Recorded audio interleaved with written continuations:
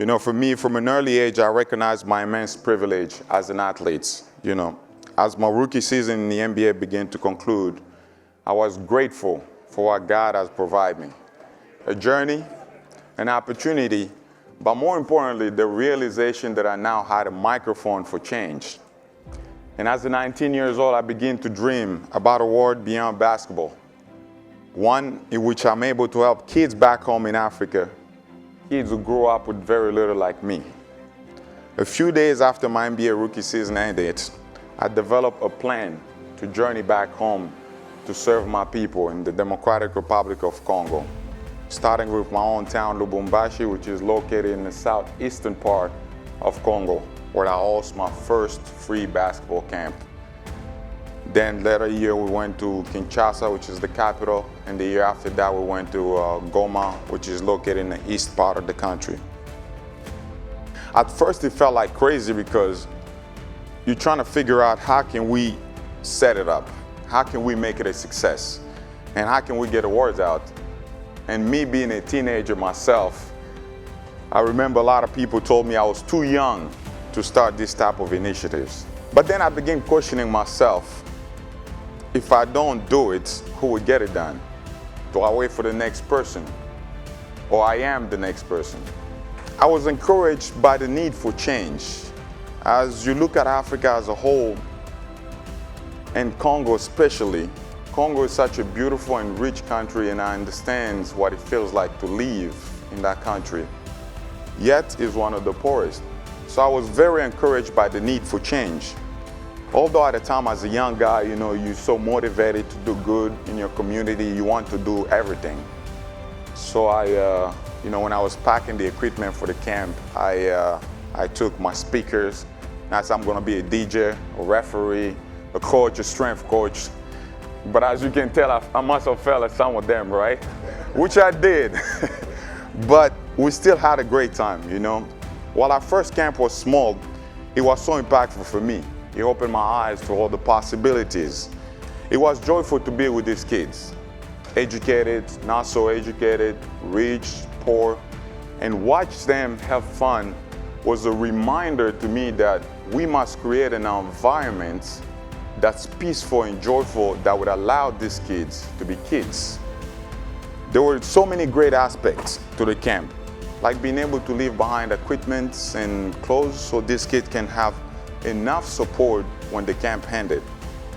But the best part for me was being able to coach and touch the lives of 25 amazing kids, helping them become better athletes, and I was hopeful for more thoughtful human beings. You know, when you look at sports, sports has become a bridge to also figure out where we can educate our young brothers and sisters. So we really stress how important sport education was. Amazingly few of those kids from our first camps did so well in school and in basketball that they should receive athletic scholarships to American colleges and universities. Thank you. Thank you. So sports has opened an entirely new pathway for them that ultimately led to better jobs and more prosperous lives for them and their families. Sports help transform their lives. Sports hold a unique power to spark change.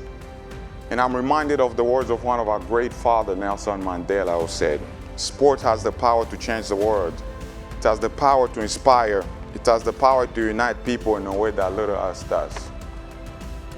With the success of my first sports camps and my later camps, I was inspired to help more kids and their families.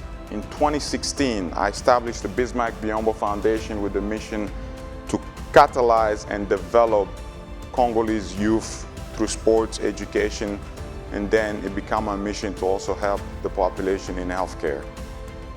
In just a few short years, we have made strides in the Congo that fill me with immense hope and pride. We have funded schools and our scholarship to kids across the country, but our mission really has become to also promote gender equality.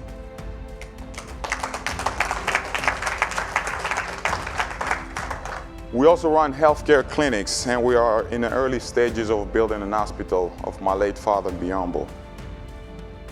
But we still need outside partnerships and a shared vision. My early basketball camps were lucky enough to have corporate partners include NBA teams that I play for and my shoe sponsor, Jordan Brand. These corporate partners are critical for long-term success. As athletes, we can build a foundation to help others, but the needs in Africa is far greater than our resources. I believe when leaders in business, government, and community come together, we can unlock a more equitable and prosperous future for people across Africa. But this requires the courage and conviction to step up. The work is not easy, I think we all know that. But it's gonna take all of us, because in the end, if Africa wins, we all win. And I also believe it's worth it. And the world needs more of our voice, more of our goodwill, more of our spirits to inspire hope and create change. If we band together across sectors and professions and governments, our effort will bear fruits. The children of Congo and across Africa will live to see a brighter day, a day when opportunity abounds, potential is fulfilled, and young talents have the resources to flourish. As we discuss off-court and across Africa, the economy of sports, let's remember we can accelerate Africa's economic growth and make sustainable and impactful change. I encourage each of you to join this wonderful mission of ours to develop our beautiful home, Africa. There's still so much work to be done, but I've never been more hopeful for Congo's future. Because where I'm from, the potential sits bubbling over and under the surface, waiting to emerge, which reminds me that the sky is truly the limits. Let this be our legacy, brothers and sisters, to have left Africa better than we found it. For our ancestors who struggled for our children, the young dreamers, and the dignity of all who call this beautiful continent home. Let's not just make plays. Let's make history together. Thank you for listening.